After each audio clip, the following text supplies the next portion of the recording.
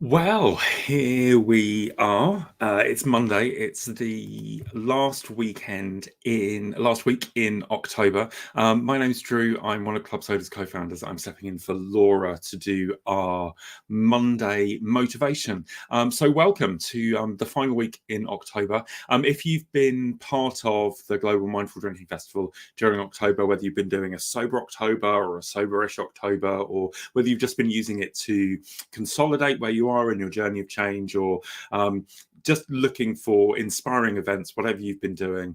I hope that you've got something out of the festival. We had a really good weekend this weekend. On Saturday afternoon, Laura interviewed Sharath Jivan. Sharath is an expert on the subject of motivation, and they had a really interesting discussion about the importance of having purpose and values at the center of your life. And, as you begin to change your relationship with alcohol and shift alcohol to the edges of life, it opens up space to live life differently. And so they had a big conversation about finding purpose, especially finding purpose in your work, but whatever you're doing in life, finding ways of building purpose into your life and how that can motivate you to change for the long term. We had an excellent panel on Saturday evening about navigating a boozy work culture. So if you are, back in the world of work, socializing for client events or just team drinks, or, if alcohol kind of dominates your workplace, and it can in lots of different workplaces, there's lots of practical tips in that panel. So do check that out. That was on Saturday night. Sunday morning, we had a brilliant conversation hosted by Richard Piper, who's the chief executive of Alcohol Change UK, talking about how to stop drinking at home. And he identified 7 key reasons why we might drink more than we want to at home. And then our panel shared lots of inspiring, helpful tips. So if you struggle with drinking at home, and lots of us have, 2/3 of our drinking happens at home, even before the pandemic. So if you're looking for practical tips on that, that's that panel to check out. And on last night, I had a conversation with Valerie Mason. Valerie is a really kind of personal hero of mine, really. They're writer, author, speaker, a teacher of mindfulness meditation, one of the teachers in the Triratna Buddhist tradition, and one of the co-creators of mindfulness-based addiction recovery and 8-step recovery. So if you are looking for real expertise on the subject of mindfulness and addiction and transformation and change, Valerie Mason, absolutely somebody to look out for. And I was really excited for the conversation that I had with them last night. So do check that out. Everything that's happened in the festival so far, up to this point in October, is available on the Club Soda website, joinclubsoda.com/festival. There is tons to catch up on. But we're skidding into our final week. Can you believe it? So some big things to look out for this week. Tomorrow, we've got an expert Q&A with Shahroo Izadi. Shahroo Izadi is the author of The Kindness Method and The Last Diet.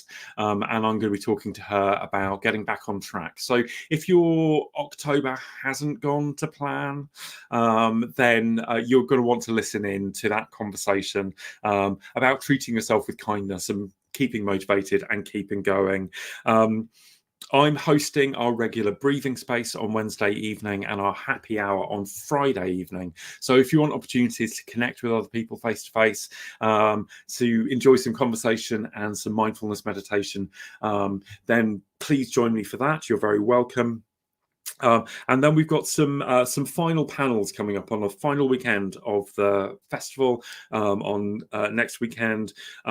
One about going out again, how on earth you're going to do that, how to shift your identity away from being a drinker, how to make friends sober. And then I'm doing a special webinar on Sunday afternoon. It's the final festival event about how you can create and sustain long-term change. If you've been going through October, and October has been a month where you went, right, this is going to be the month where I tackle my drinking, then actually deciding what happens next is a really important moment. And one of the things which I wanted to reflect on is that endings, the end of something, can actually be a trigger for drinking. it will come as no surprise to you to know that there are very many people who do dry January, or they do dry July, or they do sober October, who go back to drinking on the 1st of November. And they do that for a couple of reasons. One is that they haven't made a plan about what they're going to do next. So they just go back to life as it was. And maybe that's what they want to do. But if you are in that position, I'm going to encourage you to go slowly, because especially if you've had a month of drinking, your tolerance for alcohol will have changed, and your 1st of November hangover may really hurt. So please do take it slowly. But the other reason is that the ends of things, endings, can be a trigger for drinking, and they can creep up on us. And you might have had that experience, at the end of a working week, or the end of a holiday, even the end of a relationship. Knowing that somebody is leaving, can be a trigger for drinking. We don't, I think, as humans, particularly like the idea of things ending. And so endings can trigger unwanted drinking for us in all sorts of ways. So that's just really useful to know that. So I wanted to share 3 tips as we come up to the end of October, whether it's been a sober October or a soberish October, or however you've changed your drinking this month. Even the changes of calendar months can be triggers for us. So if you are coming up to that point, I just wanted to share 3 really simple ways that you can deal with endings as a trigger. The first is just simply to know that an end point is coming. One of the things with triggers, and the reason that we find ourselves responding to a trigger by drinking, is actually we're just not paying attention to it. Triggers are always things which happen around us. They're always stimulated by something. Sometimes we have a real emotional response to them, but always they start somewhere outside us. And actually that change of calendar date can be a trigger. So just being aware, okay, there's a problem moment coming up for me that might lead me to unwanted drinking. In that change from the end of October to the beginning of November, there's an ending coming. The end of the festival is coming. Maybe the end of a course is coming, or the end of this period of changing my drinking is coming. There's an ending that's coming, and I'm just going to pay attention to it. So that's the first thing. Just know that the ending is coming. Once you're keyed into it, you're much more likely to be able to respond to it positively. If you don't notice it, it will knock you off track. So just number 1, pay attention to that ending. Know that it's coming. The second thing is to really urgently rethink rewards. All of us, I think, particularly if you've done a sober October, if you're feeling really proud of yourself, you are going to want to mark that achievement in some way, particularly if you are the kind of person who responds to extrinsic motivation, is what psychologists would call it. But that sense of people saying that you've done a good job, or people noticing, people remarking on how good you look now, people noticing your energy's changed, that you are happier, that you seem like you're sleeping well, all of those positive benefits that we feel. If you're somebody who responds to other people's noticing, if you respond to other people's input on your change, then you are going to be somebody who will really benefit from rewarding yourself in some way. So taking a moment to notice, I'm coming to the end of something and I want to reward myself in a way that feels good. One of the challenges, of course, is that if you've never done this before, your go-to solution for rewarding yourself is going to be pouring yourself a drink. We've got this very hardwired connection. It's not just you, it's all of us. We've got this hardwired connection between celebration and alcohol, between rewards and alcohol, between treating ourselves and alcohol. So if you're coming up to that transition moment, the end of something at the end of sober October, beginning of November, you'll need to think about other ways to reward yourself. So I want to suggest just a simple way to do that is to think about how that reward will make you feel. You want to feel a sense of accomplishment. Maybe you want to relax. Maybe you need a sense of pampering yourself. Just simply draw up a list of all of the ways that you can think of to reward yourself, which don't involve drinking alcohol, ways that you can make yourself feel really good about yourself without drinking alcohol, and just choose 2 or 3 of them and start experimenting and find something that helps you feel that sense of reward and achievement and fulfillment that isn't alcohol, and put it on your to-do list for that end point at the end of this month. So that's the second thing, rethink rewards, and do that. Start that process right now. If you leave it to the last minute, you're making it much more likely that you're going to crack open a drink instead. So start rethinking rewards now. And then the final thing is to plan for whatever's next. Now, of course, if you've been through Sober October, you may be, thinking, actually, my drinking, broadly speaking, it's fine most of the year.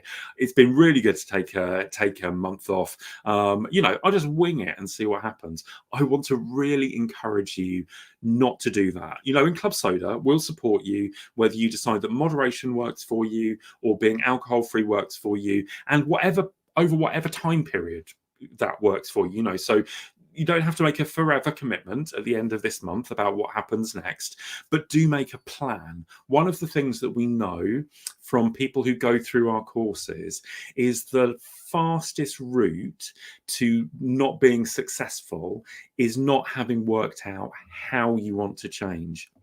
And as I say, it doesn't have to be a forever decision. It's okay to change your mind. But simply winging it as you enter the beginning of November, I can tell you, won't work. So make a plan. Either you're going to do one of 2 things. You're either going to continue being alcohol-free for the next little while, choose a time period, doesn't really matter, it's up to you, but you're going to be alcohol-free for the next little while, or you're going to reintroduce alcohol in a conscious way into different situations in your life. Those are really the only 2 options that you've got about how you proceed from a period of being alcohol-free. So make a plan. Actually, doesn't really matter which. You'll have a gut sense about what's going to work for you, but choose a plan, one or the other, and then work out practically what you're going to do. If you're staying alcohol free, are there situations coming up where you'd normally have a drink that you're going to need to plan for so you can navigate them in different ways? If you're thinking about moderating, how are you going to make sure that including alcohol in a particular social event doesn't lead to drinking that's getting out of hand? You're going to need some practical tools and tips to do that. So whatever you do, just kind of think ahead.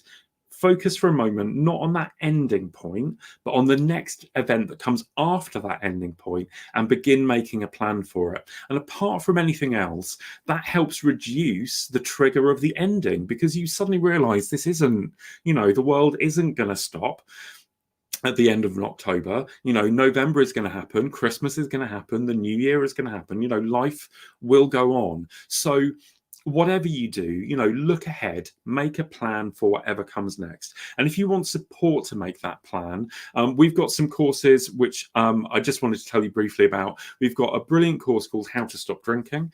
So if you are thinking about continuing a break, maybe taking a break at this point, or building a life that is alcohol-free forever, then check out our course How to Stop Drinking. Or we've got a course called How to Drink Mindfully. So if you've taken a break during October, maybe you haven't been drinking, and maybe you want to start reintroducing alcohol in a conscious way, then our course How to Drink Mindfully is really for you. It's ideal for people who want a moderate relationship with alcohol. So thinking about how you can consciously include alcohol in your life in a way that adds value rather than taking it away. So these 2 courses, How to Stop Drinking if you're continuing taking a break for now or forever, How to Drink Mindfully if you are thinking about cutting down or including alcohol in a moderate way in your life. And you'll find both of those at joinclubsoda.com/courses.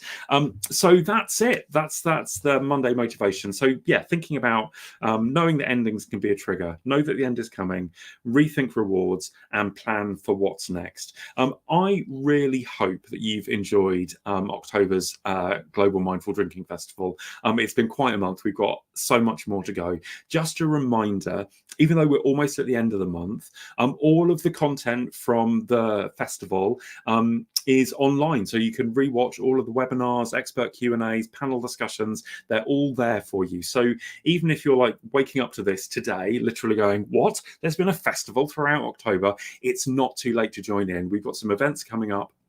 We've got a group that you can join on Telegram, and we've got a ton of stuff for you to rewatch that we've done this month. And you'll find all of that at joinclubsoda.com/festival. And thanks so much. I hope whatever else, have a brilliant week. And I will look forward to seeing you soon. All right. Take good care of yourself. Cheers.